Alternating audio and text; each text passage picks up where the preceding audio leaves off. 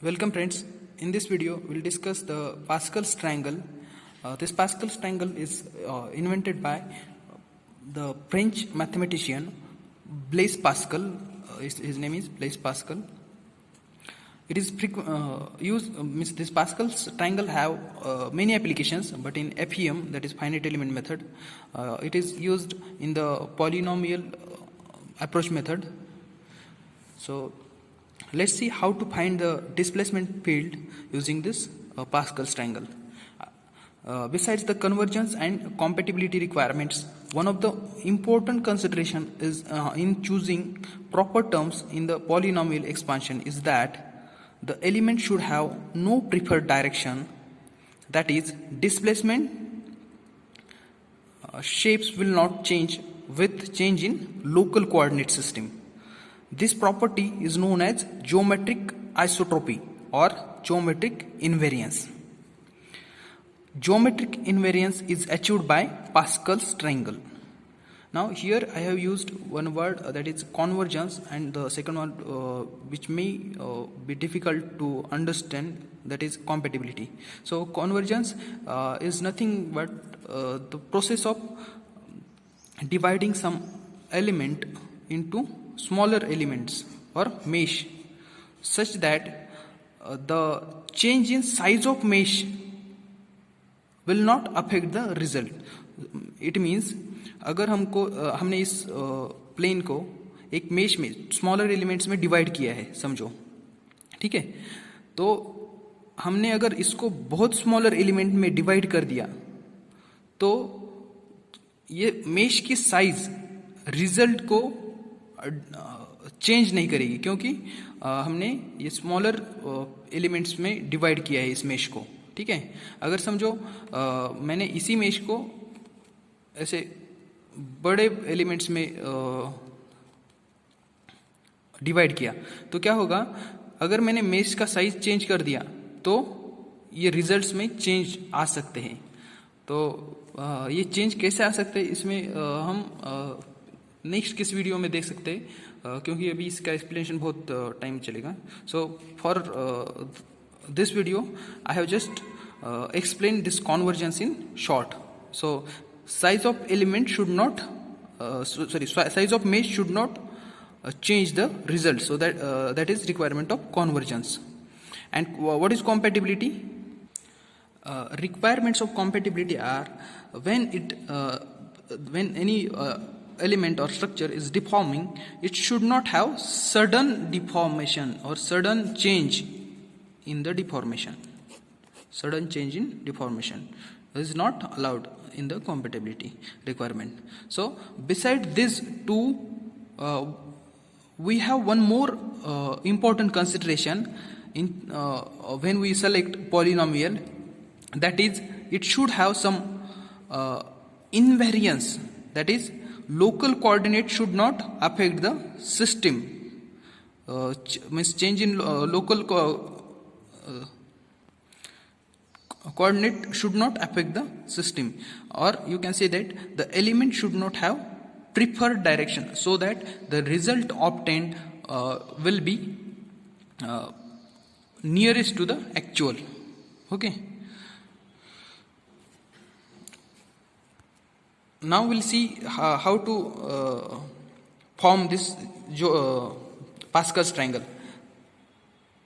So in this Pascal's triangle, we'll write 1 at the center in the first row. In the second row, we have written x and y like this in the triangular format. In the third row, we have taken x square, xy, y square. In the fourth row, likewise, all the polynomials are written, or all the variables are written. Sorry. Now I will explain. If polynomial having only one constant term,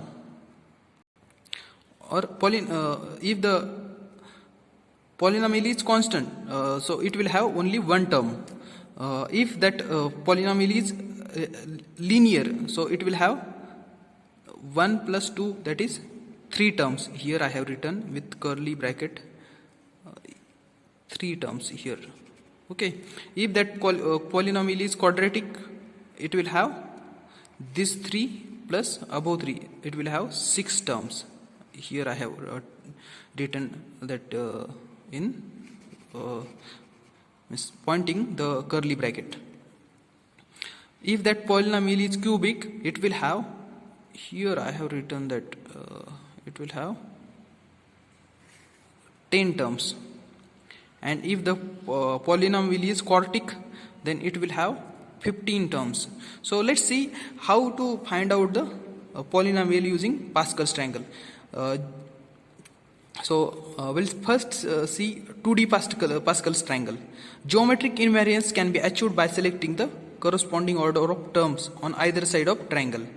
Now, first of all, we'll see the two-noded bar element. Now, in this element, we can see that this bar element is having only one displacement at each node. So that's why x into some multiplying coefficient will be there, plus if we have taken displacement in x direction, then displacement in here it will have some multiplying coefficient with x, but the y direction displacement is 0, so that's why y into 0. So that's why here we have taken only one coefficient.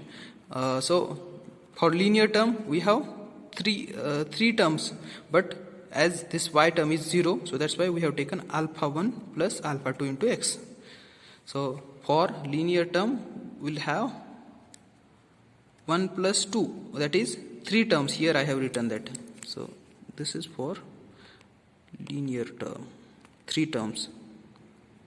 This is 3. For linear term it will have 3 terms.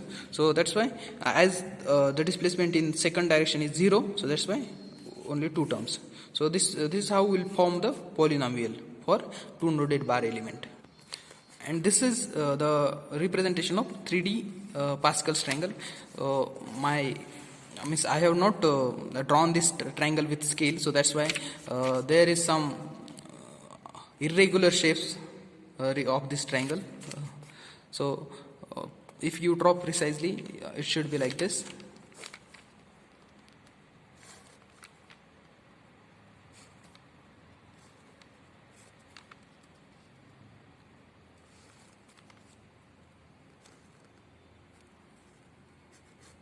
It should be like this. Okay. And each node we have the elements. So here x 1 x y, here we have x in the middle of this 2, x square x y square. Now let's see how to form. I'll show once again. This is joined here, this is joined here. Okay. For tetrahedron, this is tetrahedron. The polynomial will be like this. We have taken alpha 1, alpha 2x, y and x. So for tetrahedron we'll take this. Okay, so 1 into alpha 1 plus 2 alpha 2 into x plus alpha 3 into y plus alpha 4 into x. So for tetrahedron we'll take these 4 terms and we'll form the polynomial. So like this we'll form the polynomial for Pascal's triangle. So if you have any query regarding this, you can ask me.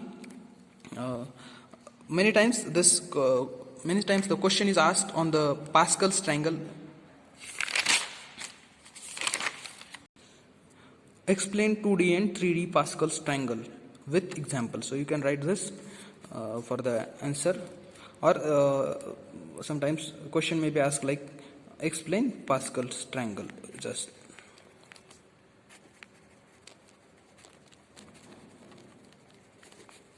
so for these 2 questions you can use this answer.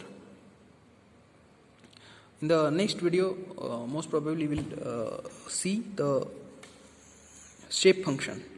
Okay, so thank you for this video.